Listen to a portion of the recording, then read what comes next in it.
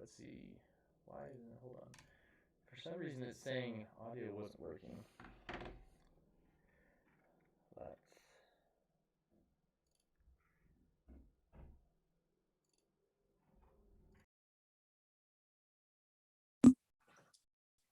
Michael, The auto. Say something Yeah. really fast. Yeah. What's up?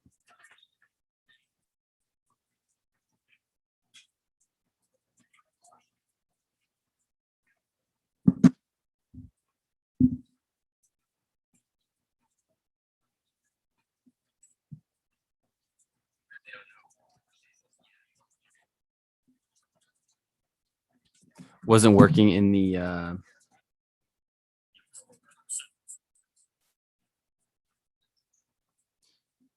why do I have like a giant lag? Maybe this is we got 4 total people watching us. Exciting.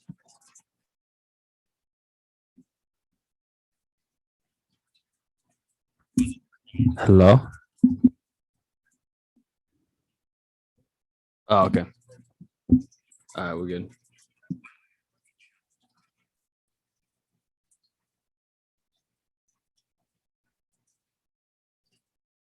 I run it like this, there's an echo. But we'll figure that out later. What? Oh yeah, they gave it to me. Yeah. But I'll talk to you later. All right. I need to hardwire my laptop in. Help. I'm just kidding. I don't think you can hardwire a laptop. It'd be weird. Probably can. I'm getting just a massive.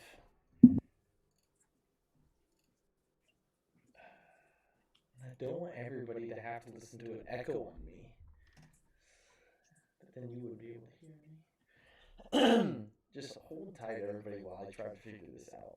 The smart side of me tries to figure this out.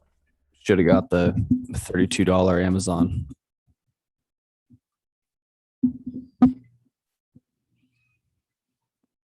Yeah, it's loud and clear.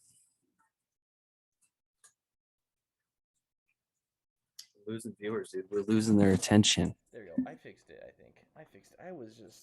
I had something turned on wrong, guys. And I'm super sorry about that. Anyways, okay, so Michael, get off your phone. Yeah. Let's talk about this. So when was like the first time you got like into fishing, really, Michael? Oh, jeez. Was it like you were born into it? Were you bred into fishing? Oh man, I came out with the fish pole in my hand. Honestly, so as far back as I can remember, when I used to live in Bremerton, Washington. I forgot that you lived there. Yeah. I was That's a where coast. you lived before you moved over, right? Wasn't it? Yeah, I was a coastie until I remember we met in like 3rd grade. I think we met. I was in 3rd. I was in 3rd. Yeah. Yeah, that's when we met. Yeah. But I remember. So we had this. My older brother Andrew. Mm-hmm. We had this little pond that was down. It was probably about a mile away. And me and Andrew would ride our bikes down. I think my dad made Andrew take me. There's no way he would have. He was like 16. He didn't want to hang out with his 8-year-old brother. But and that was kind of it. I mean, that's kind of where it started. I was just fishing off the dock. I remember the lake. I forget what the name of the lake was, but we just catching stock trout, and it was fun. I wouldn't say I really picked it up until I was probably, until I was probably 14, 15. Then I really started getting into it, especially once I got my driver's license. I had a 12-foot aluminum, and that's when I really started to pick up on bass fishing. And I think that was my obsession. Came along when I got into bass fishing. You bought that little boat that early? Yeah, I bought that. No, you did, because we fixed that up in high school. Mm-hmm. Because that thing, I tell you what, you guys, that one was a gem when Michael bought that thing. There was holes in it. A gem. It did come with a trailer, I believe. It did. No, so I bought it. I bought it for the trailer actually, and then I ended up building it. You helped me with it. I turned a Livingston. That was the Livingston. I turned a Livingston into a Vibrograph Livingston into a bass boat. It's probably the only one of its kind. There's no way anybody else has ever tried something that stupid, but I did. That dude. That thing was amazing, though. I remember Yeah, that thing. yeah. It was cool. It had a probably a 4 foot, maybe 5 foot casting deck on the front with a bow mount trolling motor I stole from my brother. And then I had a four horse motor for the Horse on back, there. and it was slow. It It was was slow. It slow. was slow. I tell you Oh what. my god. It would go maybe 3. You could guarantee paddle faster than it could go on a kayak for sure. Um, I do you It would take me hours to get to like spots. do you remember when we were out there trolling around on Curlew Lake? Yeah, we Uh, slayed them. we did No, full throttle. Full full throttle throttle. was a good trolling speed. I could have walked backwards faster than Yeah. I think we were going. But was it fun? Yeah. Yeah. Did we slay the fish? Yeah. Got into them. That lake's We did. great for that. So, but when bass fishing, I know that's basically all you do now. It's Yeah. basically all I do now, except for in the wintertime, I'll chase some other stuff. Didn't really get on too much stuff this winter. This winter was a hard winter for ice fishing for me. I would mark tons of fish, Yeah. and I could not get on them. I caught like a fish every single time I went, but as soon as I caught one, it was it. Okay, what about you? Wait, let's stay on this. Let's stay on track. Let's go into it. All right, so No. Let's. Oh yeah, I want to hear about what got you into fishing. So got me into fishing. So Besides I grew up on the Kettle River. Like when I was growing up, we lived right on it. So fishing was a pretty big thing, of course. Our biggest thing, my dad loved it was whitefish. And in Curlew, where we grew up, there is this river out by where we grew up, and you could go up there, and it was probably about 12 feet down from like the surface of the water to the bridge, and we would just basically jig for whitefish. And when those whitefish would run, there'd be like hundreds running through that river, and that's what got me heavy into fishing, because it was just something I did with my dad, and he loved it. And then with my stepdad Monty, I mean, you knew him. I think he would go fishing every single weekend. Yeah, I don't know if there was a time he wasn't fishing either. We'd be out. We would go to the ocean. We'd go ocean fishing like once a year. Trout fishing, like I said, every weekend. I think that's what got me into it. I didn't really bass fish until like high schoolish. I kind of got into it, but not really. My dad just always wanted to go out to Curlew, catch a couple little smallies, and then fry them up because he actually really likes the way bass tastes. I was like, oh, that's not too bad. And so that's kind of what we got into it. And then I started fishing a lot more with you. And then after I moved away, went to college, and started the whole college thing. Fishing just kind of exploded for me because I needed something. It's kind of funny how that works. I feel like with fishing, it's one of those things. Any kind of fishing. I feel like I hear that a lot where people maybe weren't into it until they had busy lives and stressful lives and bills to pay. Yeah. And it seems like that's when fishing, because it's not really about. I mean, it is about fishing, but it's not all the way about fishing. Yeah, it's about just taking a break, right, from the day to day. Even if you talk to I talk to my fiance about fishing all the time, and she was like never into fishing or anything like that, but it's one of the most relaxing things for her. And she has a super stressful job, like working in like with lawyers and everything like that is super stressful, right? And it's so relaxing for her, and I'm happy I got her into it, because it's super relaxing for her. And it's true though, like you could have the worst day fishing, and like they say, the bad day fishing is better than a good day at work. That's so true. Yeah. It's the truest thing in the world. And yeah, but I was never into like bass fishing or anything like that because I never did it because I said, my stepdad was always about chasing those kokanee and trout, which I mean we caught a ton. The tasty ones. Yeah, the tasty ones.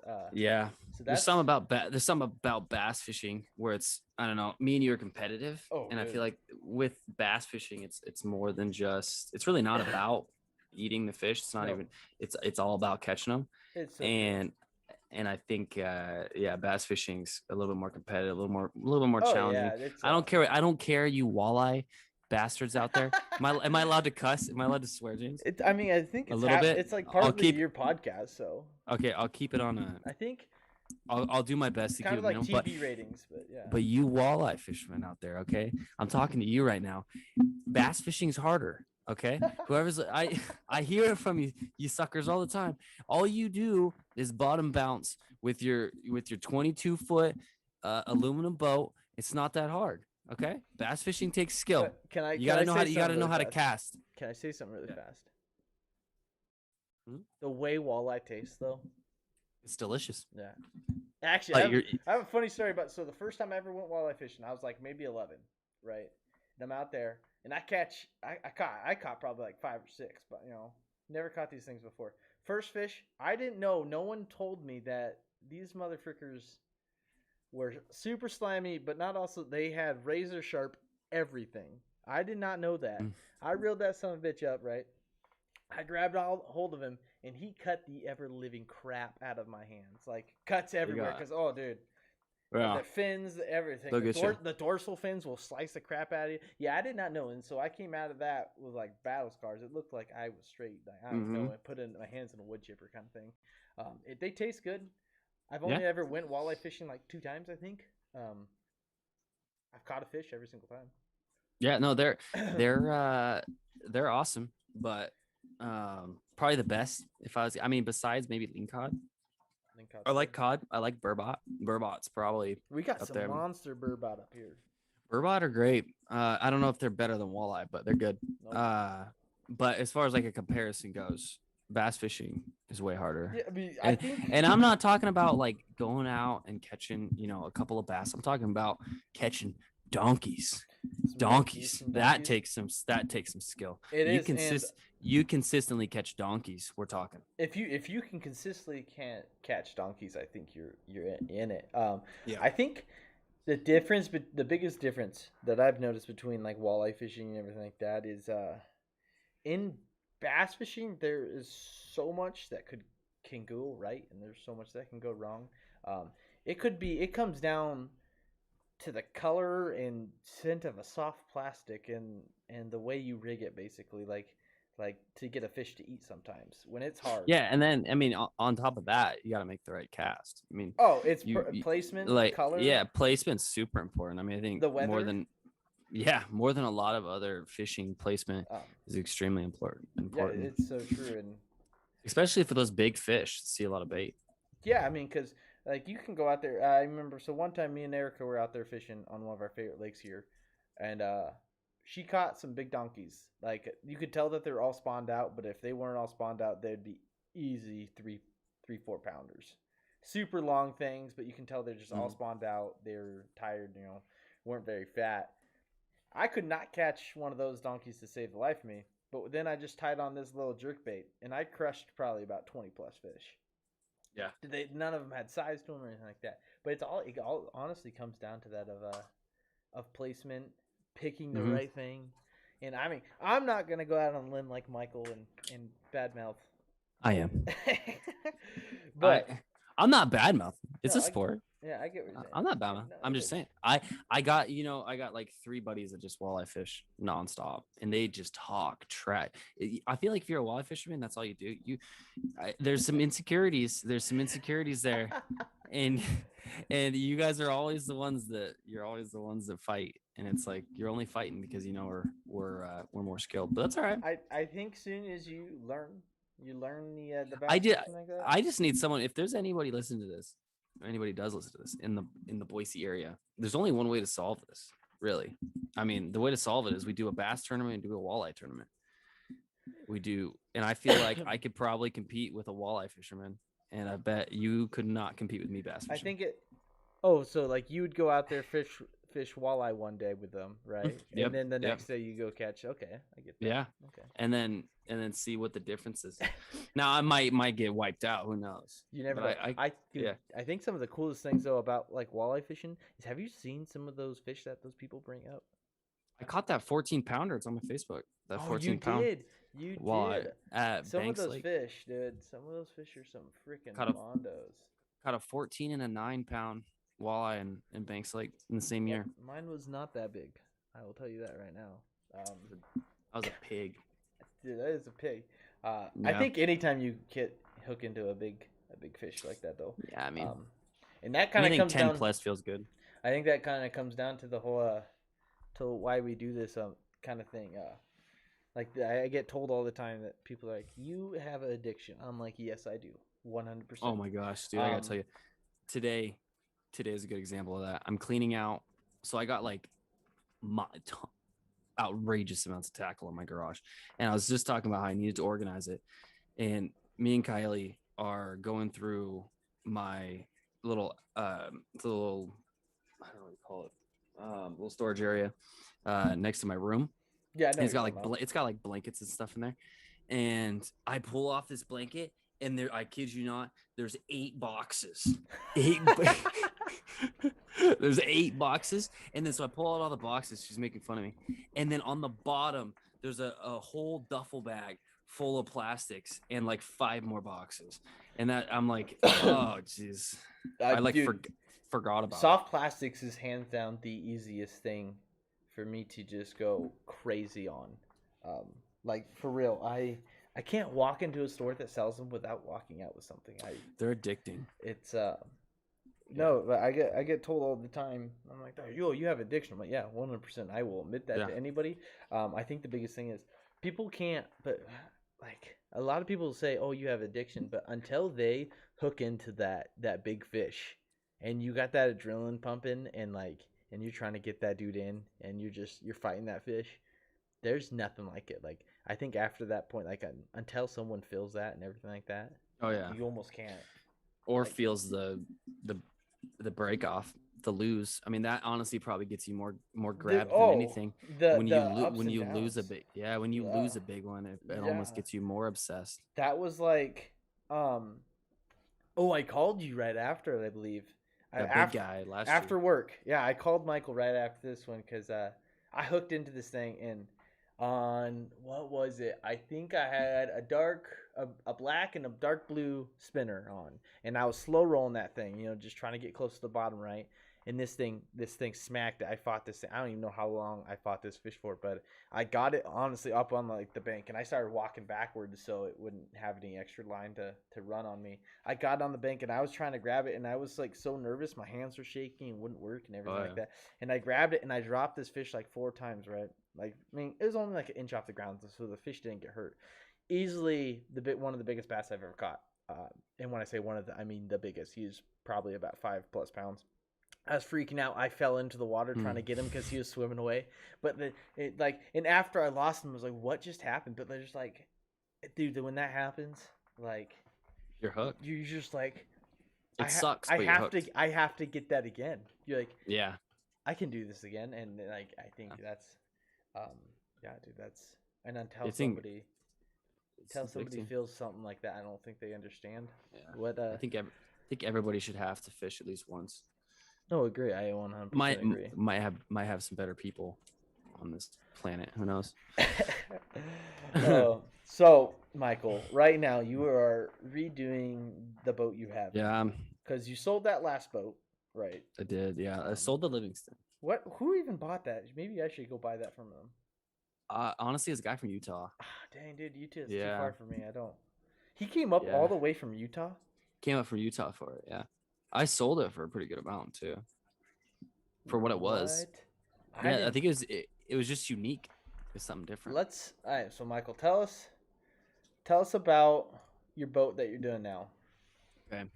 I would like to first off say, if anybody's thinking about doing a John boat to bass boat build, oh man, if anybody's thinking about doing it, if you're not mechanically and structurally wise, if you don't know how to fabricate, I would think carefully about doing a build, doing a thorough John boat to bass boat build. I didn't realize, because I'd done a build before, what it was going to take to do this build, but just throwing it out there, if you're thinking about doing it, look real carefully into who you are as a person, because you might just tear your boat apart, and be without a boat for a while. So, or not finish it at all. Now, I am going to finish mine, but it has been a roller coaster of emotions and it's not over yet. We're not done yet. But the build's sick. I have a 14. I have a 14 by 42 John boat, so it's 14 feet long. It's 42 inches in width. It's gonna have it has an 8-inch by probably 14, maybe 16, 14 by 16-inch. I think it's about 9 foot, so I could put 9 foot rods in this rod locker. I could probably fit maybe 12 to. I made the rod locker big because that was important to me. I take a lot of rods with me, and that was the one thing that sucked was I had to have all my rods on my deck, which kind of sketches me out. For one, you can step on them, and two, when you're hitting big wake, your strap or something might come loose and you lose a $400 setup. Speaking about big wakes, Michael. So when Oh. when I came a couple months ago, I don't remember exactly when, but when I came down there for that weekend or whatever to go fishing, let me just tell you guys really fast. What would you use? 11-foot John boat, right? Little 11-foot flat 12 bottom foot, boat, 12 foot. 12, So but it's shallow. it's shallow. It's not a deep boat at all. We are out there, right? Just slaying the bass. Michael caught a 4.5 pound, almost 5 pound smallie. We're just crushing them, right? We knew the weather report said what winds getting up to like 60 miles an hour or something like that is what it was wild. Yeah. We figured we could sit out there and be totally fine. We're out there, right? And the waves start white capping. They start going into the boat, like hitting it and going in, right? We see white caps. Everybody else that was on the lake took off. We got people in like 50,000 full size. Yeah, like $50,000 like bass boats and everything. They're like, yeah, we're getting off this water. They took off. Me and Michael in his little aluminum boat right out there, just white caps coming over, and we're trying to fish. Michael catches another bass, and I smoke this like almost 3 pound trout on a Ned rig, and we're just like, you know what? It'd probably be the smartest thing we've ever done in our lives if we get off the lake. It was just hilarious. I remember just trying to get off that lake, dude. Waves crash every time we hit a wake or anything like that. Boom, water everywhere. It was like there was like a good foot of water flying over this boat. It was so we leaked it out, and it was like it had about the back at least had a foot.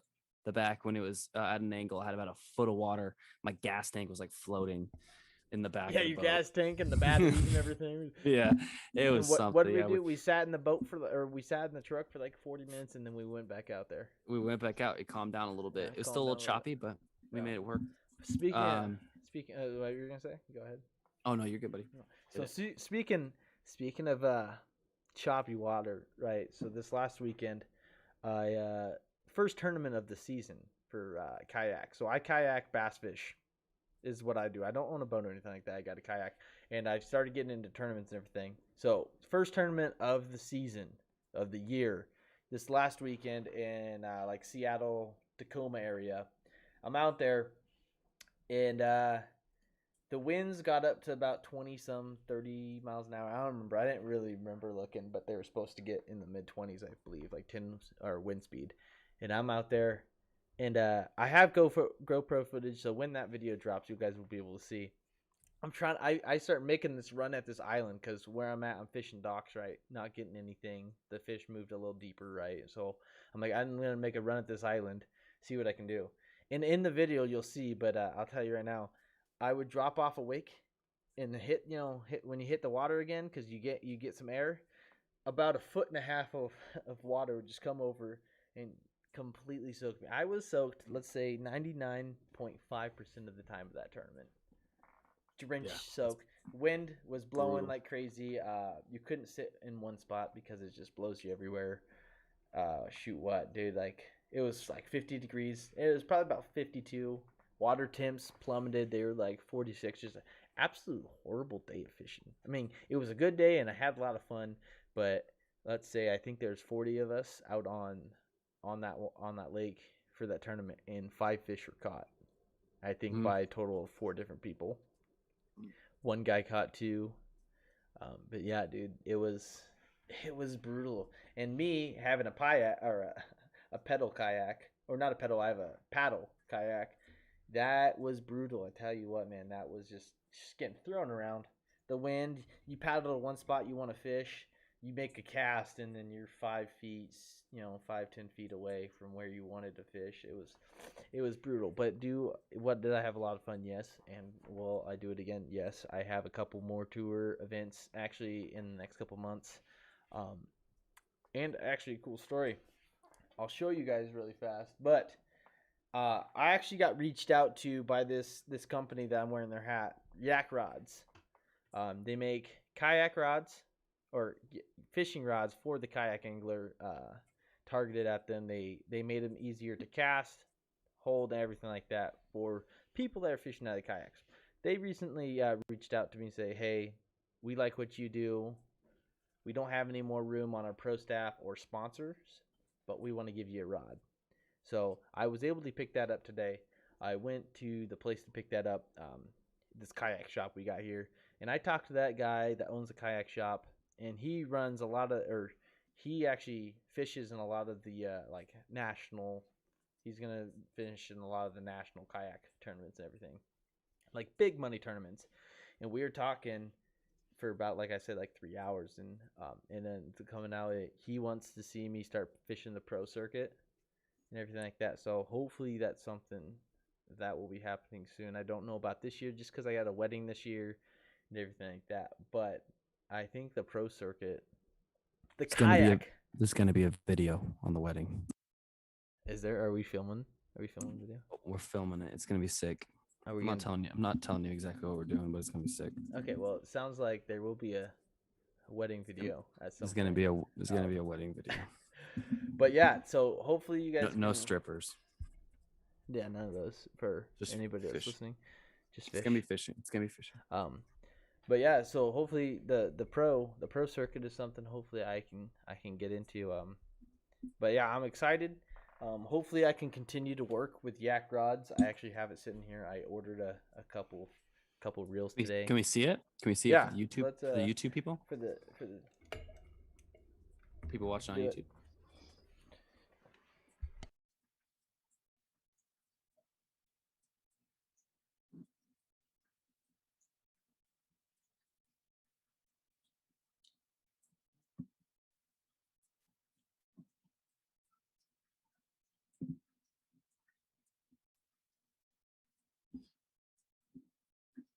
So for the people that are watching, and even the people that are listening, I did not constantly keep reaching out to these people asking for a rod. When they launched their website, I honestly just support them however I can. Did I want to buy a rod? Yes. Did I ever buy one? I actually never did. They finally just reached out to me and be like, "Hey, we like what you got going on. Will you run this rod?" And I said, "Yeah, I will totally do it." I did apply for their pro staff, but they reached out to me and said they were full and everything like that, which I don't have a problem. If I get told no on things, that honestly makes me want to work harder and everything. But let's take a peek at this thing. So this is the handle and everything like that. 8 inches, which is one of the shortest I think you'll ever really see on a rod. This grip feels so nice. Dude, this is like one of my first times actually holding this. This feels amazing. It looks sturdy. Oh yeah, and so on the bottom they're doing something that they actually gave me a tie off that I could tie off to my kayak, and it goes through this end right here, this back piece. This is a 7-foot. I think what they give me the heavy fast, I believe. Yeah, and so this is they on all their rods they kind of put on there, print on. What size? What size? It's an 8-foot. It's a 7-foot. A 7-foot. Yeah, 7-foot. I actually don't own a 7-foot. I own a lot of 6.6s, I think a couple 6.9s, a 7.3. So I do not own a 7. So, but this rod they print on there. It's kind of like the Guggen rods that they print on there and tell you what it's probably best for. This one they say is their flippin'. What else? Their frog and then small swim bait rod. So I'll probably be throwing basically that on this rod. Yeah, I'd use that as your frog rod. Yeah, so heavy's good. Heavy, you want a heavy rod with a fast action for your frogs to get that stick. You got to get the you have to set the hook. You got to get the hooks to come out and penetrate. So what else they gave this, they hooked me up, man. I know they're probably not listening, but thank you so much. At some point, if you guys ever do listen, Yak Rods, thank you so much, and I can't wait to work with you guys. in the future. That's probably gonna be a good segue into our sponsor, but not sponsor for this episode. This is going to be 99 Strikes Fishing. If you guys haven't looked at these guys yet, let me just. I found them actually on TikTok. Have you seen them on TikTok, Michael? I know you're on TikTok all the time. I am on TikTok. I probably have. I And follow say like so they make 30. fishing lures and everything like that. A lot of soft plastics. That's usually what I buy from them. They do something cool. They do what they call like a mystery tackle box, basically, kind of thing, where they throw a bunch of stuff in there. I already tore mine apart, and I don't have any of the stuff. It's already in there.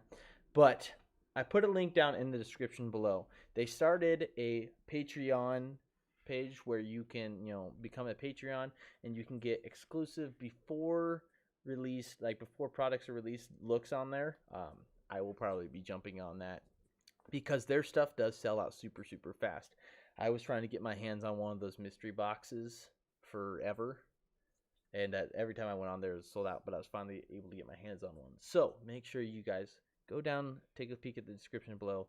Go check out their Patreon, or shoot, just even check out their selection of baits and everything that they have on their website because it's amazing. And one thing that I found is super, super cool. If you are kind of stuck in one way of fishing, say you love Guggen trench hog and that's all you ever fish with, Texas rig, go on to 99 Strikes Fishing. You can buy it's like a mystery soft plastics bag, and they will take basically almost one of each of the soft plastics they make. They'll throw it in a bag, and so you'll have like one of each in different colors and everything like that. I wish I had a bag to show me, but I do not. But it's super cool because it almost basically forces you to fish with different types of soft plastics and styles of fishing, everything like that, because they make a ton of different stuff. Sweet. Guys. And yeah, so I linked that down below. Make sure you guys go check them out. They're they've hooked me up with stuff, so make sure you guys go check them out. But dude, yeah. but I don't know. So like fishing. But yeah, I mean, like the to finish up the John boat build, we had the I'm really good at taking good. segues. I'm really good at just talking about other stuff. It's good. We gotta have. I mean, it's better that we're talking than can't figure out what to say. So we're good. But the build. So we got the rod locker is probably gonna hold 12. Probably I might be able to hold like 15 rods in it. It's gonna hold a lot of rods. And then I wanted to make a complete flat deck, and then I decided that probably wasn't a good idea as I was building it out because of falling out of the boat. I figured that might not be smart to have it completely flat. The issue with it is you have nowhere to put your feet. Hold on. Speaking of falling out boats, I'm gonna just interrupt you one more time because I'm really, really good at that. That same weekend when we were power fishing, grab. When we were fishing, do you remember when I almost dumped us both out the boat? When was that? Wait, what? You gotta tell when me. When I came down. All right, so for everybody that's watching, listen, I'll tell the story really fast. So, Michael was driving the boat around, all day, and I don't really care. It's his boat. I don't drive boats, whatever. Finally, I was like, "Yo, Mike, let me jump on that." And so he jumps on. I go to jump on it, right, to take us back home, back to the boat launch. Michael left it in gear. He left it all the way. Oh yeah. Left it all the way in high gear. I didn't think about checking to see if it's still in gear.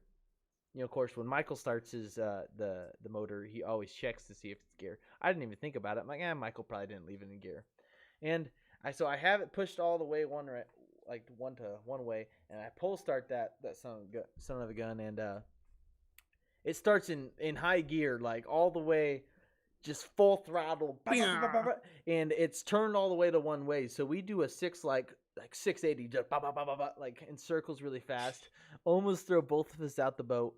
I fell over almost out of the boat. I kicked over a tackle box. It landed in the water.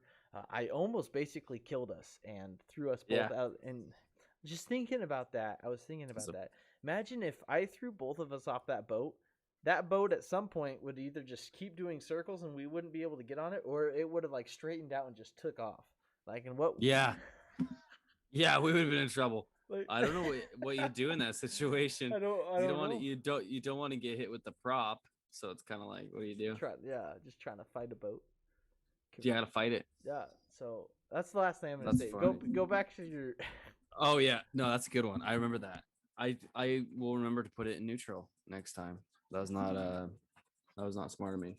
I also didn't teach him anything. He was just like, I'm gonna get on it, and then I was like, okay, cool. I've done And it before, but I was just I like, didn't let's even do show him it. how. Let's It's like a do kid. it. It's like a kid in a candy store. And it was wild. You give James free an inch, he'll take a mile. You know what I mean? But the so then it's gonna have one. So it's gonna have, of course, bow mount trolling motor. I'll probably get like maybe a 6 to 8 inch screen, probably Lawrence, more than likely for the front. Oh, Lawrence, sorry for all those people out there that really like wording. And then behind, I'm gonna have a little storage for like life vests, that kind of stuff, and then I'll have a tackle storage behind that, and then I'm leaving a little cubby for your feet, so it's like big enough for two people for the feet to sit in it. Not it's not very big, and then behind that I have another cubby, and then I have the last cubby for the gas tank, and then maybe an extra battery or something. But that's pretty much the build. It's not insane, but it's definitely not easy. I would say it's gonna be one of the cooler builds on YouTube. To be honest with you, I've seen like there's probably 8 builds on YouTube that are pretty sick, and then there's like a bunch of pretty lame ones where they just put like a casting deck on it. So this one's gonna be one of the cooler ones, and I'll do a full video on the boat soon when it's done. Yeah, and And I we'll can't take it wait to fishing. see that full. Dude, we have to It's gonna be sweet. get in I'm that gonna come. thing. I'm gonna come down. I told you I owe you one. I'm gonna come down to Spokane. When do you think you'll be done? Well, hopefully I'll be done mid this month. Mid this month, dude. Well, so Yeah. I'm down to go fishing basically whenever. A fishing trip is no inconvenience to me. I'm down to fish at any time. Yeah, I mean, we definitely have your bachelor party to look forward to. Yep, and I still don't know what's actually going to happen with that. So hopefully, yeah, hopefully I'm alive for the wedding. I think that's my one thing. I want to be alive for my wedding. Hopefully, the bachelor party is gonna be wild. I mean, it's gonna be a little different than other bachelor parties. Yeah. We're gonna be fishing. There is gonna be strippers fishing with us. It's different. They're not gonna be stripping for us. They're just gonna be with us fishing. That's all. Oh God. It's not gonna be any alcohol involved either. We don't promote driving a boat and drinking. No alcohol. But the strippers that aren't stripping can drink. So at some point while doing these podcasts, since we do part of them live, and for the people that get to watch them on YouTube, live on YouTube, make sure you guys check us out at Pure Passion TV on YouTube. But for the people that get to watch us live, we do want to do at some point a little segment where people watching us get to ask us some questions, basically anything related to us or fishing, and we'll actually answer them live. Since this is our first podcast, it's probably not going to be happening, but at some point in the future, that is something we want to look forward to doing, answering questions. And you can always reach out to us on Instagram or something like that. I'm on Instagram or TikTok or Facebook. I'm on that every day. I check it. So if you guys ever have any questions you want us to answer in our podcast, we would be more than welcome to. Another little section. And Michael, first, is there anything you want to talk about? Oh gosh, no, I'm ready for it. What do you got? I mean, I'm sure there will be. My brain. We're gonna talk about aliens today. Well, hold on. That's kind of the segment I want to go into. We're gonna talk about. That's kind of the segment I want to go into because there is something I've planned on asking every single guest. Clearly, you're not a guest; you're a co-host of this show. Right. But aliens and Bigfoot. That's something I need to ask every single person that comes on the show. I don't care if they're on here for 5 seconds. I'm going to ask them that. But give me your take on Bigfoot first, Michael. I'm gonna keep it a straight 100 with you. Bigfoot's not real. I'm just gonna keep it. But Bigfoot? Nah, Bigfoot's not real. Okay, I'm gonna tell you why Bigfoot's not real. Okay. Okay. You know how many trail cams and other things like that there are? There's no real pictures of Bigfoot. Okay. There's no, he has like, apparently he should have like a 24-inch foot, like at minimum, like a 30-inch foot. You're telling me that we're not getting footprints at least? But people say they have found them. There's research and everything saying they have found footprints. Okay, I need proof. See, now there's some evidence. Now we could talk about aliens. Okay, hold on. Let me whisper. We'll get it. We'll get into that. Hold on though. But Bigfoot, okay, I agree. There is absolutely like zero evidence. Okay, if we were talking like chupacabra, I might go for it. The chupacabra's real. The little dog pig thing, I don't even know what it is. Okay, it's like a mangy coyote pretty much. Okay, so but there's actual goats hold on. in New Mexico with the blood sucked out. Facts. But okay, facts. All right, but hold on. Look, go back to the Bigfoot. I don't want to get off because I love this whole Bigfoot. Oh God, you're Bigfoot.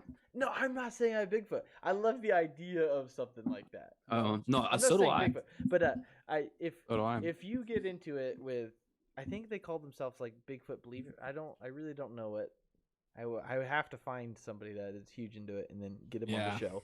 But they will say there is hard proof evidence and all this stuff. There's people that dedicate their entire lives to this, right? Yeah. And they'll say, "Oh, there's evidence of." I am kind of in the same boat. I feel like we probably would have seen one by now. Like I've spent my literally entire life in the woods and everything like that. Like, and I feel like I would have probably seen or something. But there's people saying that they've run into them or they've heard them and all this stuff. Well, I mean, okay, what if? Okay. What if they're not? What if they're not as they're portrayed though? That's you know what I mean. That's true. They're portrayed as these kind of dumb monkey. What if? Big, that's another like thing. theory that they got on. I have read about this theory actually. I don't remember the name. That they can travel between dimensions. It sounds crazy, but hold on. Oh jeez. That's one reason people say that we've never seen them. Erica says no Bigfoot. Yes, there's Bigfoot. Anyways, I never disregard anything. I think it's possible. So that's the thing. That's the thing. I think if people can believe in some a god or something like that, and they say anything is possible, or if people can believe in the Big Bang Theory or whatever you believe, I feel like at that point, basically anything can be possible. Anything's possible. I'm not saying I believe in Bigfoot or Big Feet. I don't know. I think it's still Bigfoot. I think it's plural Bigfoot. Bigfoot. But like I was saying, one theory is that they guard the dimensions and everything like that, and they can travel in between dimensions, and that's the reason that we haven't seen it. Okay, so they're kind of aliens. All right. Now I mess with the idea. idea. I think the day I believe it. The day I see it. And where's aliens? Yeah. I believe it. I'm in. Let me say one last thing about Bigfoot. I think one of the not like strongest, like the biggest things that kind of gets me unsure about it is how does almost every single culture in the world have something in their culture about a Bigfoot or something like that? No, that's true. Like in the Himalayas and everything like that, you have the Yeti, which is basically a white furry. I believe in the Yeti. You believe in the Yeti? You just don't believe. You just don't believe like basically like the United States has one. Yeah, I believe in the Yeti. I believe there's a white Bigfoot in Russia and Ukraine. Okay, so like and like the Himalaya areas. Because you got to think. I mean, you got to think about Russia for a second. Mm-hmm. Think about Russia. It's like barely any of Russia is occupied by humans. That's so true. I mean, there's like 80% of Russia is just wild land. So I mean, don't fact check me on that. It's probably close to that though. I would think so. I don't honestly know. And there's a ton of stories. But what about the Yeti? That's true. And see, that's what I'm saying. Like the Yeti and Bigfoot are closely related. I would think. The issue is we live in such a civilized place here that's like mostly covered by like covered by people. Land. Yeah. But what if one traveled from there? If you think about it, it's possible. I think it's possible. Because the very tip of Russia and Alaska, you can like see land if you're on the very tip and everything like that. So you imagine watching a Bigfoot trying to swim. Well, they've had tigers. They've had tigers. Like when like water was low or something like that, they've had tigers swim over. Yeah, they've had tigers cross. Tigers? Where are the tigers coming from? Russia, because there's tigers in Russia. There's tigers in Russia? Yeah, in parts of Russia they have tigers. What kind of what? Russia is crazy, dude. They got everything over there. Do we need to fact check James?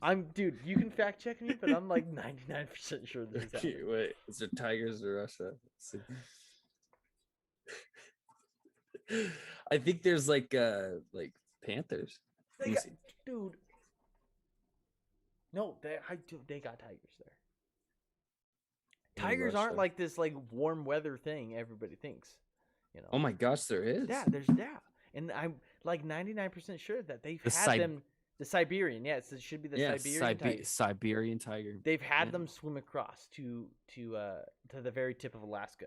Because you got to think that Alaska little chain there of islands, it wasn't like probably the mainland of China or of Alaska. Isn't it? But isn't it only like a few miles? Like it's not that far. I don't think it's that far.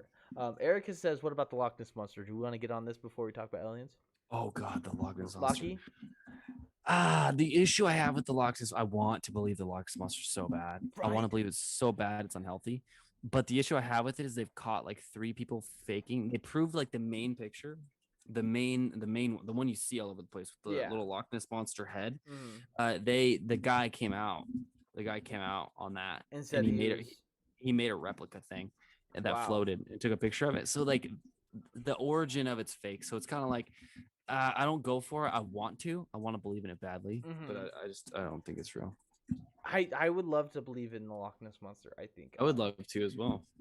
I think something like that could be alive. Yes, because I don't think in a lake. I don't think it's in that lake. Do I think we probably have something like that? Yes. We've only you'd have to fact check me on this. I don't. It's like 5% of the ocean. Yeah, we've that we've actually like looked around at. We've like 5% of the ocean or some crazy number like that. That's crazy. That's crazy to me. And we don't know what's out there. Yeah, the Loch Ness monster. I think it could be real, but not in the lake. Yeah, I just don't. They have some weird theory that it like came from the river that flows into it or something. But yeah, I don't know. One theory that I've heard about is that there's underground rivers, which are real things, and that's the thing that lake's so deep. They haven't got to the bottom of it yet. Yeah, it's like, but I feel like with something that big in a lake, that I know they put submarines in there and everything like that. I don't know. And if that I don't think they've been to the thing. Michael, look up how much like on average like blue whale eats or something like that. Yeah, that's so true. Because I feel like at some point there's not going to be any fish left in that lake if it's a lake. Yeah, and honestly, Jeremy Wade didn't catch it, so it's not real. My boy Jeremy Wade did not catch it, so he did not catch it. So and he fished that lake pretty. He fished that lake heavy. He caught that like 25-pound brown trout though. It's a sick video. Yeah, but like I'm just comparing it to a blue whale because that's just some big thing I can think of. But the amount of fish in kale or whatever that thing eats. They eat 5,500 pounds of krill and small schooling fish every 120 days. Okay, so that's a lot. That's a ton. That's ton. I mean, there's not. And I don't know the size comparisons of the Loch Ness monster to a blue whale, but it's big. It's probably about the same size or bigger. I mean, the way they describe it. I say that the way they describe it. I don't know, but that's huge. I just don't know if there's enough water. Yeah, no, I don't go for the Loch Ness. I don't know if there's enough water in that lake. Do I believe that it could be in the ocean? Yes, because we've only been in like 5% of the ocean. So I definitely think it could be more. I think there's monsters out there. I think there's probably megalodon. I think there's probably 2,000-pound sturgeon. I bet in the next 500. I bet in the next 5 years somebody catches a 2,000+ pound sturgeon. Honestly, it's not crazy. It's a bottom feeder. So imagine if it's in some lake that we can't get to the bottom to, or no one fishes to the bottom because it's so far down. Yeah, I mean, I think that's possible. Yeah, I mean. Yeah, I don't know. I don't know the megalodon. So the megalodon theory is interesting because they think the megalodon. So like, what was it? When the Earth froze because there was ice at the Ice Age, and that's where they say everything died. But the megalodon survived because there was pockets of the ocean that were still unfrozen, and that's what the megalodon lived in. Okay. The I don't megalodon's know, another dude. one of those. Hold But on, the thing about it is they discovered the giant squid like 8 years ago. That's true, and that's true when it comes to the giant squid. And there's been some weird things that have happened. So I don't remember what year it was. I would have to check, but a couple years ago they had a great white shark, right? A huge one, like huge old great white shark that was tagged, and they could follow it and everything like that. This great white shark one day dove like thousands of feet, like below where normal great white sharks swim, right? Because they had this shark tagged. It went like thousands of feet below that they've never seen great white sharks go, like way deeper than a great white shark goes. And but the water temp or the temperature that they had in like the sensor that they tagged it with stayed the same. So even though it was going super super deep in the ocean where it would be freezing, the temperature of the fish basically or the shark, they said stayed the same. And so that means that they're saying something, there's like a 90% chance that something ate it and it was in something's bellies. If something's going to go mess with a great white shark,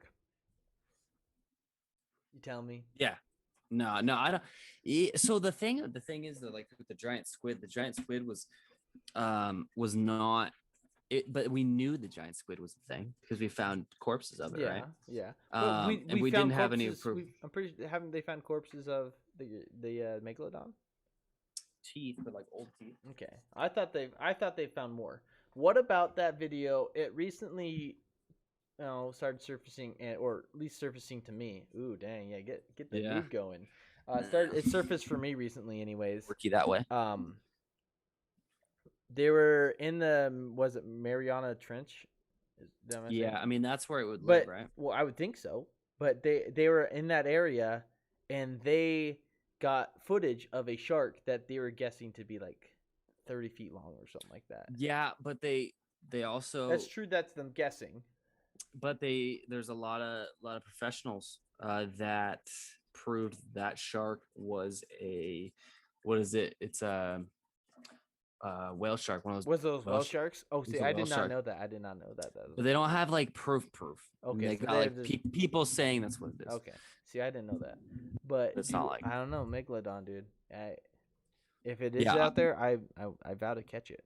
I want to believe it. There's a lot of things I want to believe. There's a lot of things I would like to believe in. But now that we're on the track of believing, and this podcast have completely went off the rails of we fishing. don't. Yeah. We're not even. Let's talk about aliens. Let's talk about it. Let's talk about it. What's in 5 words? Say something about aliens. 5 words. In 5 words. I don't know honestly why I spit that out, but I want you to try to do it. Okay. Biggest secret of mankind. That's what I'm gonna say. Biggest secret of mankind. I'm gonna tell you why. Tell me why. We know they're here. Let's be honest. Government knows they're here. I don't think it's we have them at Area 51. I don't think we even have them. I don't think we got a ship. I don't even think we got a piece of it. But I think we know they're here. I think they're way smarter than us. I think we're a little. What do you think, James? I think just really fast. Then you can go back on your tangent. I think. Why would they mess with us when the human race is so messed up? I feel like dumb. I feel like if they're smart enough to be able to actually travel through the stars and in solar systems and everything like that, something that we have not been able to do in the thousands of years that we've been on this planet and as a race, I think that if they're able to do that, why would they come spend their time with lesser beings that we are? We spend so they're much among time. us. Yeah. Okay, that is no. I'm gonna tell you. Do you think they are? Because that is women. so white like women. The white people or whatever that they call that. No, white women. They're the aliens. They're not normal. they have to be. They're irrational. I think I think that's just the thing with all of I those. th- I'm I gonna think get it's off the that. white. No, no, definitely that's that. The white. Hold on. That is a theory though about. I do not remember the name of them. No, I think so. There's a theory about them being lizard people. So like I the don't. I high don't believe in lizard people. the I don't believe in. Should we not go that route? Should we not go that deep? We can. I I want don't to believe. stay. I want to stay on aliens first before we I go don't. that. Yeah, I don't fall There for is that. a theory that the aliens are real, which I believe that they're. I mean, if you look at it from a biblical standpoint, from the Bible, it says that there's people on other planets. If you look at it from a scientific standpoint, there has to be beings on other planets. Basically, I feel like any way you look at it, there's beings on other planets. Like Yeah, I think we got to get back on fishing just a little bit. This is what I'm thinking. Yeah. All right, so you know that they found that planet, that is completely water. Complete water. What's your bait of choice? You can bring one bait with you. You got and are the aliens? What kind of are they? We don't know, are they man. Fish people? You got no. Or I'm just fishing. This is brand new. But you can only bring you could bring a rod, you could bring a reel, and you could bring 2 lures. We'll say that rod, reel, 2 lures, and line. Okay. What are you bringing to the water planet? I'm bringing a 7-foot, medium heavy. Probably going a high gear ratio, like a 8-to-1, dude. I'm going balls to the walls on my gear ratio on my reel. James is praying to God that they're not big. Yeah, hopefully they're not very big. Because if it's bigger, hopefully 7 foot heavy medium. I'm finesse fishing the crap out of these things. First, I'm probably gonna bring 20-pound braid. I know. 20-pound hold braid. on. 20-pound braid. I know this whole setup makes 0 sense, but watch this. Okay, 20-pound braid on a 7-foot heavy medium high gear reel. I'm gonna do a Texas rig. Hold on. James is bringing a Texas rig to another planet. Texas All rig. right. Hold on. Texas rig Yoda worm by Catchco. Okay. It's hands down my favorite soft plastic. And then I'm probably gonna grab a frog. What if there's some lily? What if there's some outer world lily pads that I don't know about? And they're those little suckers. You can't leave a frog behind. I feel like you have to bring some type of a top water. I mean, I can bottom bonds with that Texas rig. Mm-hmm. Then I got that frog. What are you bringing? God damn. All right. Well, that's a good setup. I mean, you better hope there's some shallow rocks or some structure. But yeah, I think you cannot get much line on the reel with a 20-pound. Am I allowed to add like downriggers to the boat or anything? Yeah, dude, whatever. I can add a downrigger to the boat. Yeah. And I'm doing all this on a yacht, by the way, or a jet ski. Either way, a yacht or a jet ski. There's nothing in between for me. He's bringing his 9-foot kayak. Yeah, that's what James is bringing. What size is your kayak? Honestly, I can't remember. I cannot tell you. Okay, I think it's like 10 feet. It's a 10 foot. 10 feet. That makes sense. Honestly, probably not even that. He's got a 6-foot kayak, barely fits in it. I actually swim. I'm bringing. Okay, I'm gonna bring. Let's see. Honestly, so, that's a hard one for me. I feel like. Okay, I'm gonna ditch the downrigger. I'm not gonna bring the downrigger. Screw it. I'm gonna go with a 9-foot Lama glass. You're trying to catch biggins. Yeah, I'm bringing a 9-foot Lama glass rod. Which rod should I bring? Let's see. I'm not gonna bring Lama. I'm gonna bring a 9-foot heavy G Loomis bait cast. I'm gonna run 60-pound braid. I'm gonna run 60-pound braid, and then I'm gonna run. Can I put a leader on it? Yes. Okay. So but it can't be anything over like 6-pound fluorocarbon. Okay. Right, okay. I'm going. I take that back. It can be anything. Okay. So I'm gonna go go 60-pound braid with 30-pound mono leader, and then I'm gonna run a wedding ring. I'm gonna cover ground. See, the issue with your tactic is you don't know where the fish are, James. No, watch this on my jet ski. Imagine this. I have two like Helix fish finders, and I'm just mapping the entire crap out of it, dude. And I find this little rock patch, like right here, little rocks, some lily pads right next to it. You're hammering that rock patch. I'm probably gonna catch like I'm guessing on this world they have like a 3-eyed, like polka dotted bass, and I'm breaking the world record out of that lily pads. You're catching a big one. It's gonna be and even though you have all this fancy gear, heavy gear, yeah, I'm gonna catch a bigger bass than you. I'm gonna catch a bigger fish. Yeah, than you. I'm not fishing. I'm fishing for bigs. But as my second bait, I'm gonna throw an 8-inch. I'm gonna throw an 8-inch musky spinner. That's gonna be my second. Okay. So I'm gonna have a troll. I'm gonna have a trolling rig, and then I'm gonna have a big ass spinner. Okay. Blue fox spinner. I take everything I said back, and all I want is one of those goggle face masks and a spear gun. To tell you the truth, that'd probably be the way to go. Actually, I don't know though. Do you want to get in the water?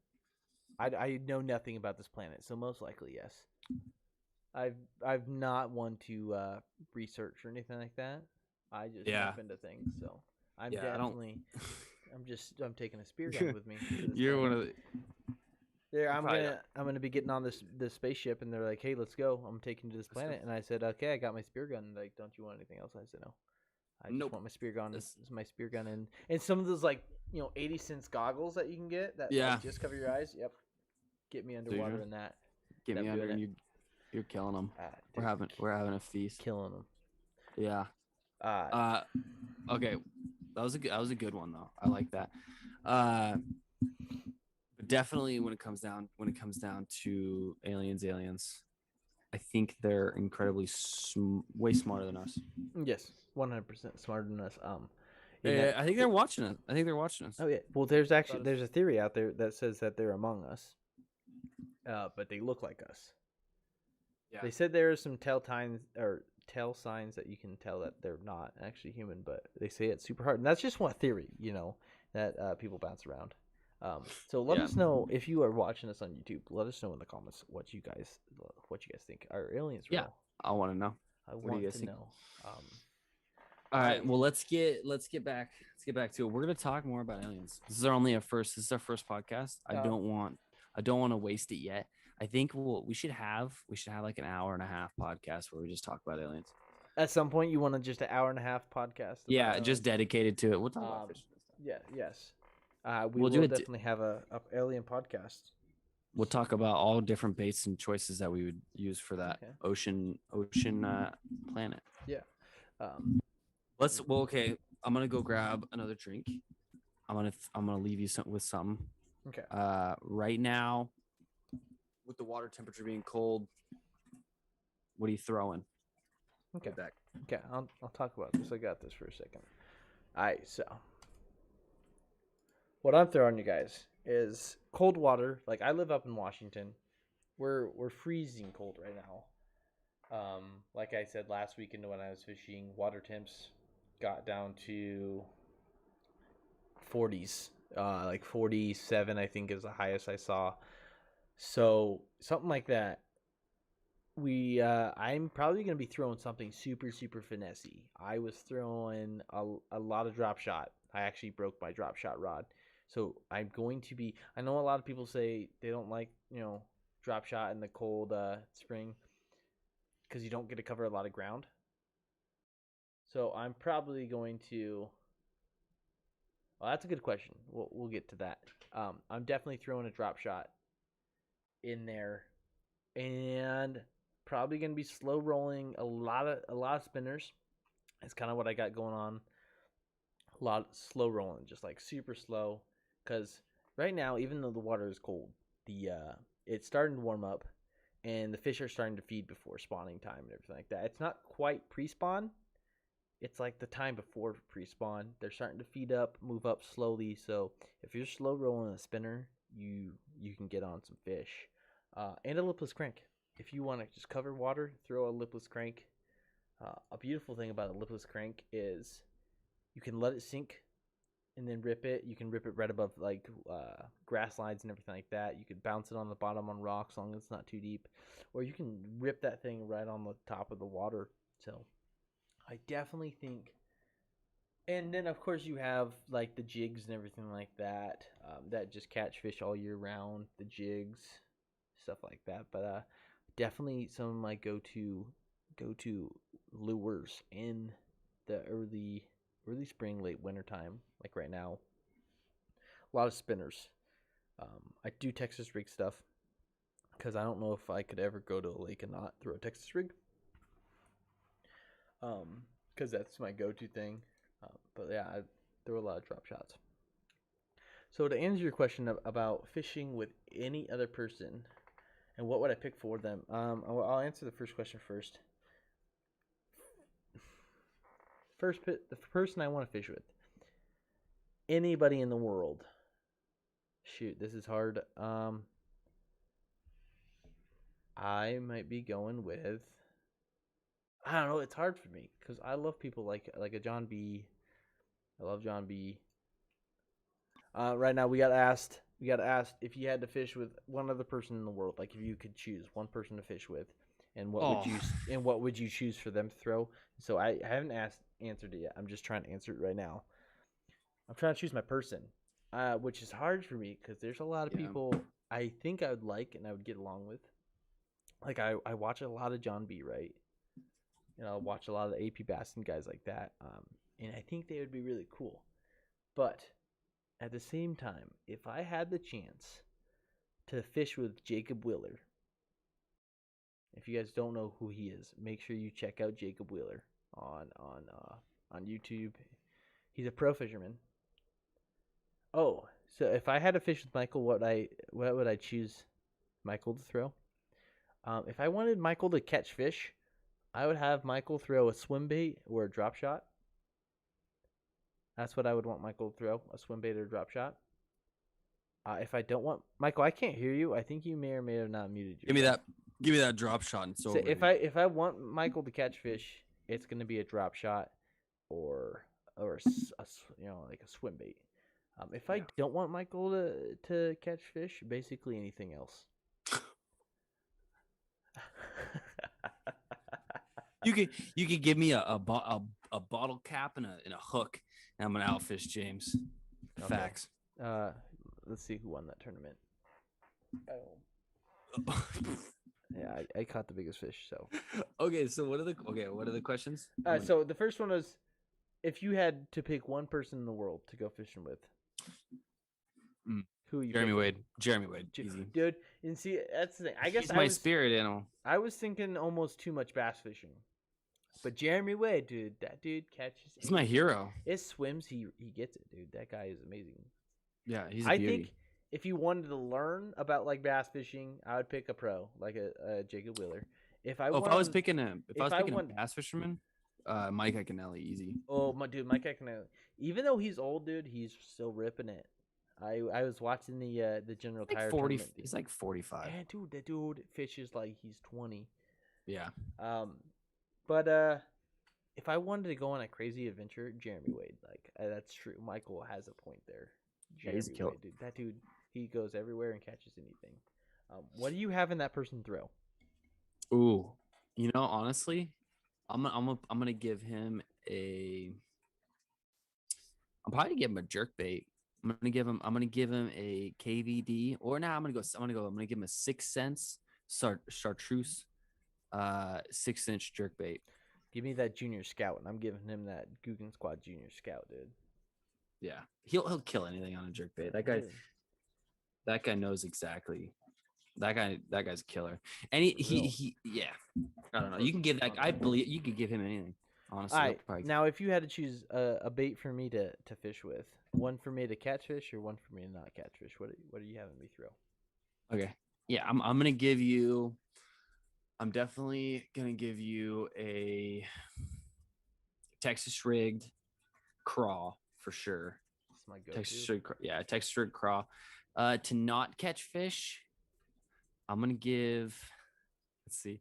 Yeah, I'm gonna give you a chatterbait. I don't think you're catching shit on a chatterbait. Do we watch this? I'm gonna go fishing next week, and I'm gonna smash a fish on like 10-pounder. But that's true. I honestly don't fish with the chatterbait that much.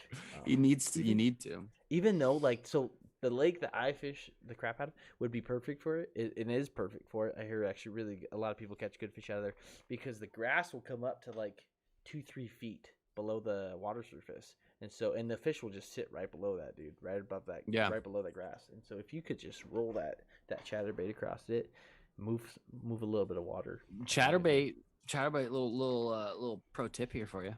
Chatterbait's an amazing spring. Right when that water starts heating up, chatterbait's awesome. You get a lot of vegetation to work that chatterbait around. You get the water temps are up. You know, I mean, they'll start getting into the 60s. Those bass start getting a little more aggressive, and they'll be wanting to fill up. And something like a big chatterbait cruising through, making noise, buzzing past weeds and stuff, crush them. And swim baits. Yeah, because like Michael's saying, those fish are when it starts getting warmer, those fish are starting to move up, and they're starting to feed for the pre-spawn and everything.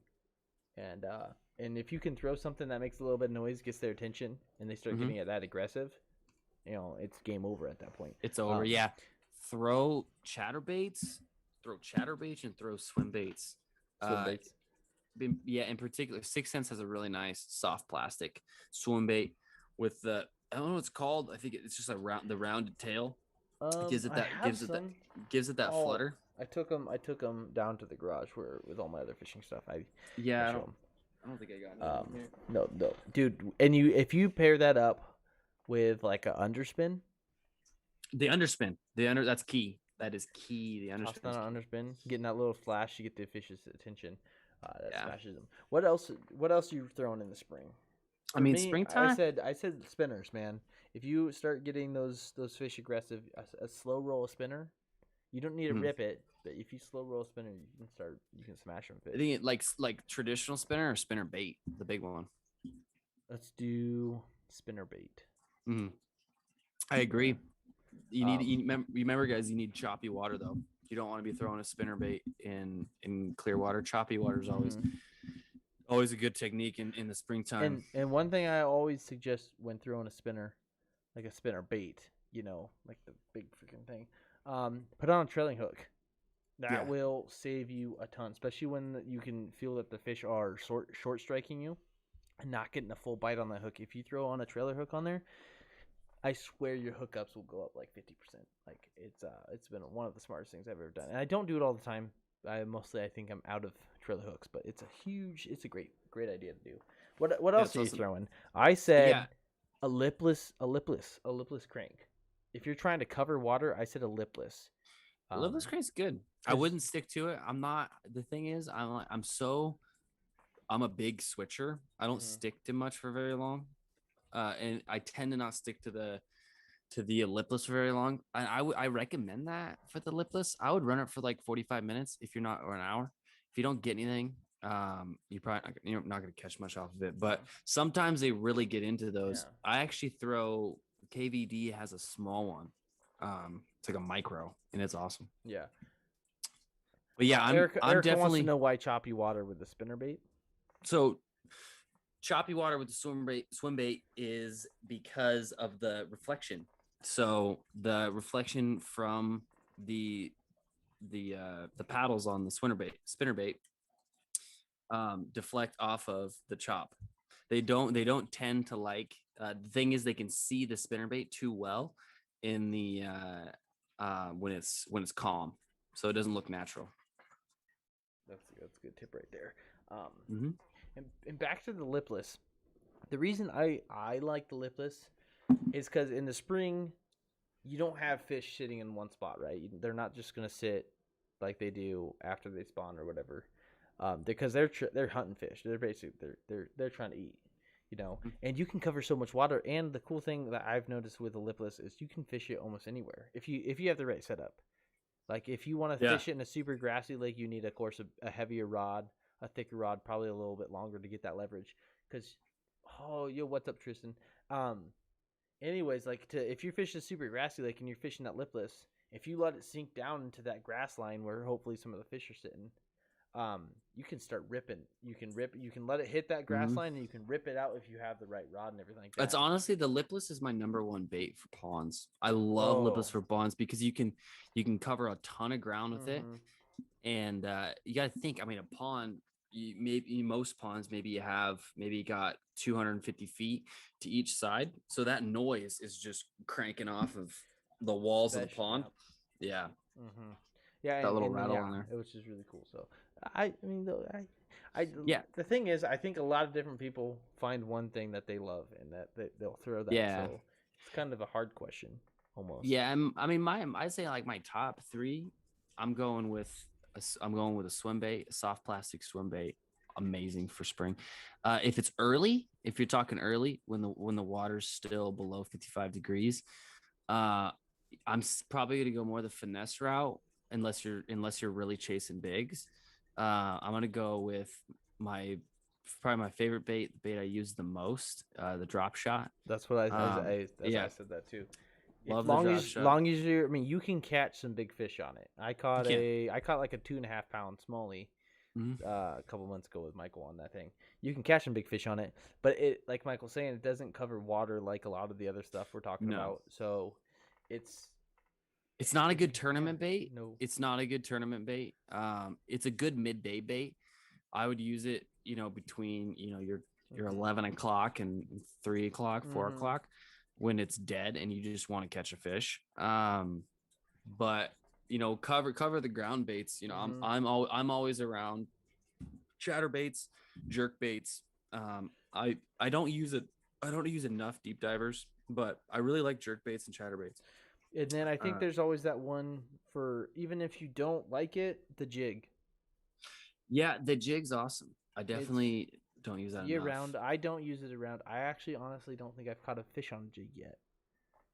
I've caught some, but it's definitely the jig. The issue I have with the jig is I have so much more feel out of a craw, and I really don't think unless you're trying to punch through some weeds, I don't think you need to run a jig. I think you can run a craw and you'll have more feel. Yeah, honestly. Yeah, I mean, on a Texas rig. Yeah, of course. Unless you're trying to punch weeds, then yeah, absolutely. Yeah, I mean, or throw it at structure. I feel like if you have a lake that has a lot of structure, a lot of underwater structure, toss a jig at that thing. I mean, like I said, it's all about what people want to fish and how they want to fish. If you want to fish fast, throw in a lipless or a chatter or something that's moving, and you can just rip it.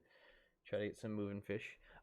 We have a question, Michael, asking how many places have you been kicked out of for fishing? I've been kicked out of probably I'm probably say 12 ponds, something like that. 12 different ponds? Because I know you've been kicked out of one. I've been kicked out of one pond multiple times. Yeah.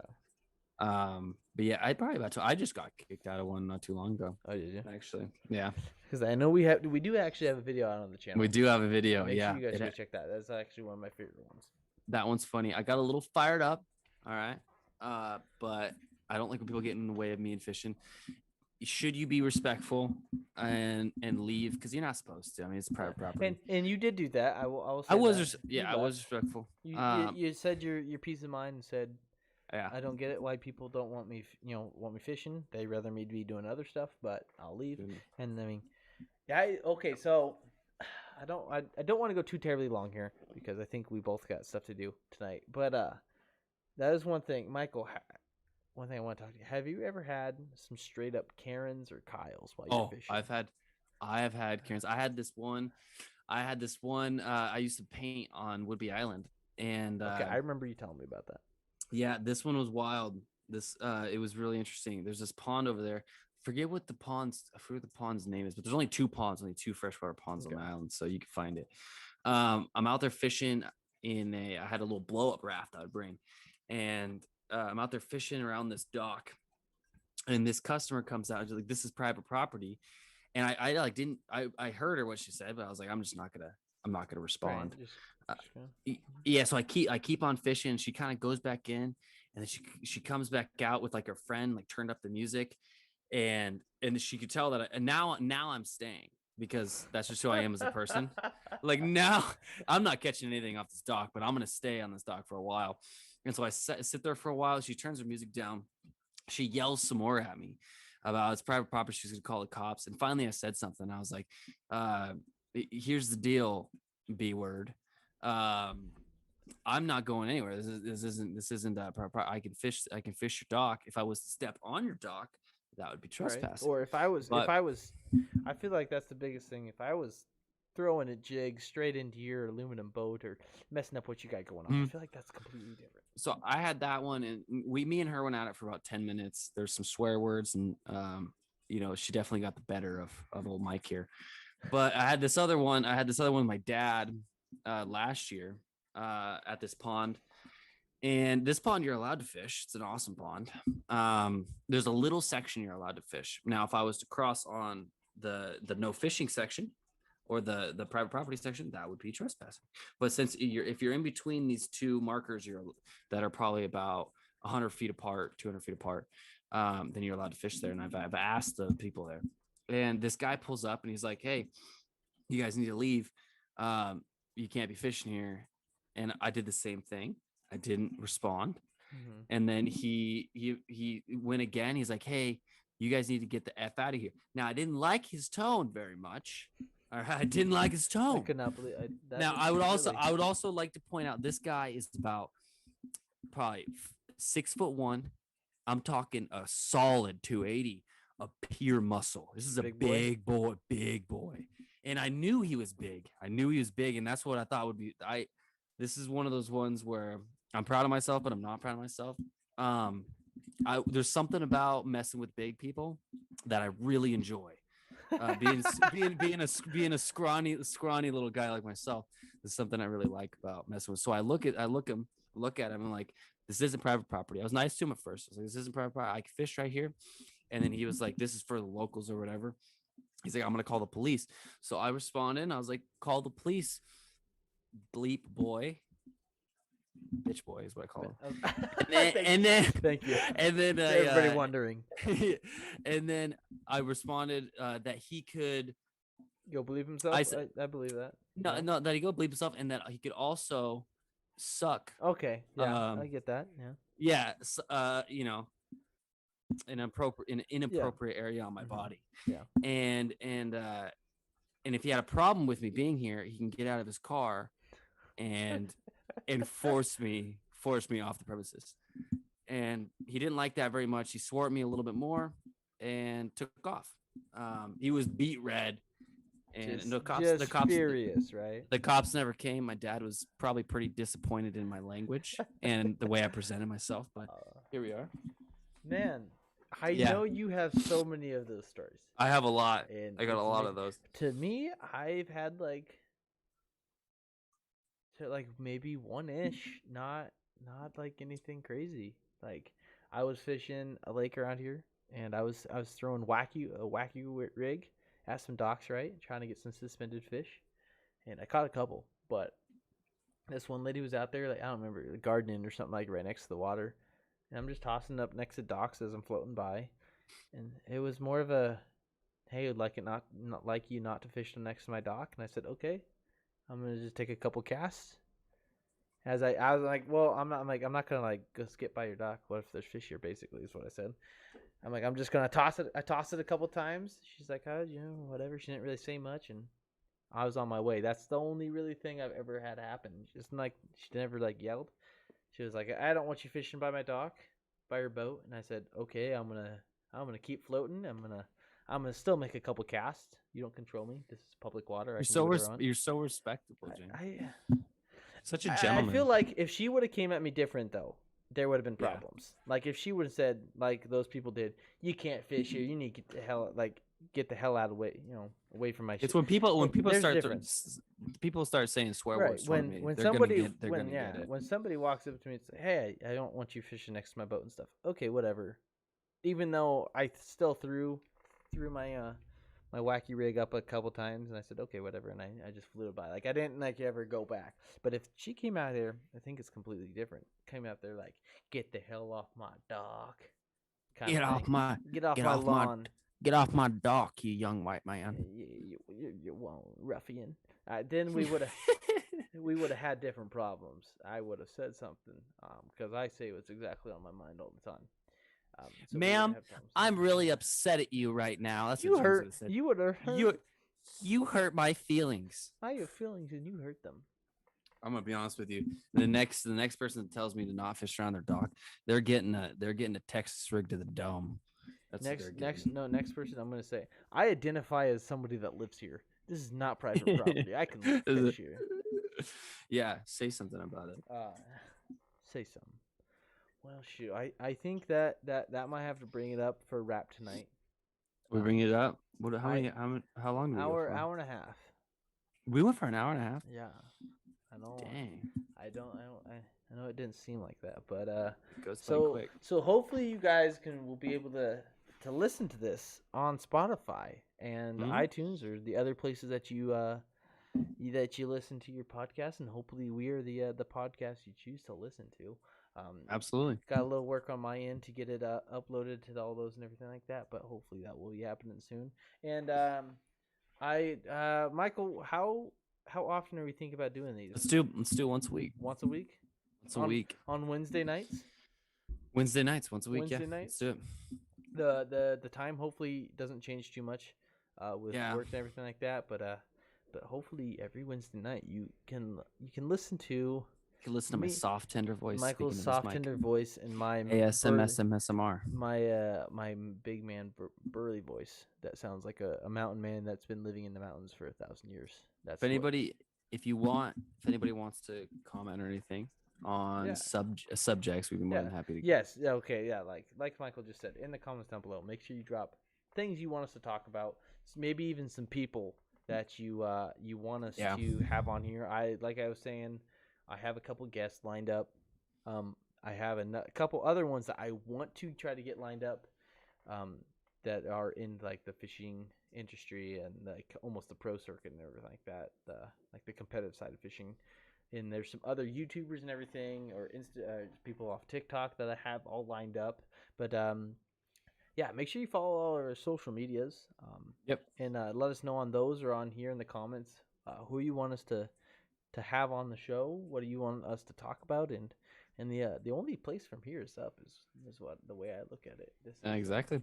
Yeah, we'll get it dialed in. Yeah, we'll get some stuff figured out. We got some videos coming out. I'm gonna come up. I'm gonna film one this weekend, so you guys can look forward to that. I'm gonna film one this weekend. And I have one from last weekend that should be up. And I actually did like a vlog today, kind of a vlog today, which hopefully I'll actually release that video. Who knows?